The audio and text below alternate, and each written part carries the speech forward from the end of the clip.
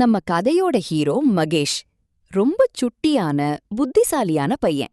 அவனுக்கு எப்போ பார்த்தாலும் புதுசு புதுசா எதையாவது கண்டுபிடிக்கணும், சாகசம் பண்ணணும்னு ஆசை. ஒரு நாள் அவனோட தாத்தாவோட பழைய கடிகார கடையில தூசி படிஞ்சு ஒரு விசித்திரமான தங்க நிற பாக்கெட் கடிகாரம் மகேஷுக்கு கிடைக்குது. ஆர்வத்துல மகேஷ் அதுல இருந்த ஒரு சிவப்பு நிற பட்டனை அமுக்குறான்.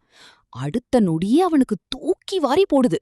அம்மா ஊத்துற காஃபி காத்துல அப்படியே நிக்குது. தெருவுல ஓடுற நாய் காத்துல மிதக்குது.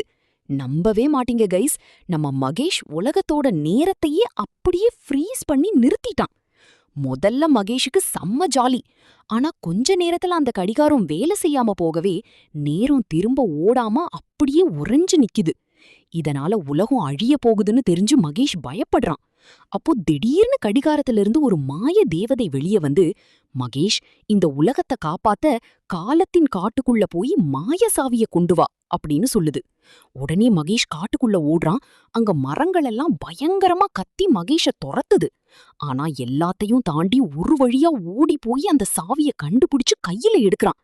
ஆனா அந்த சாவிய தொட்ட அடுத்த நொடி மகேஷோட உடம்பும் அப்படியே மெல்ல மெல்ல உறைஞ்சு சிலையா மாற ஆரம்பிக்குது. ஐயையோ, உலகத்தை காப்பாத்த போன நம்ம மகேஷே இப்போ கல்லா உறைஞ்சு போயிட்டானா? மகேஷ் இந்த ஆபத்திலிருந்து எப்படி தப்பிச்சான்? உலகம் திரும்பவும் இயங்குமா? இந்த கதையோட பார்ட் 2 வேணும்னா உடனே கீழே பார்ட் 2 வேணும்னு கமெண்ட் பண்ணுங்க.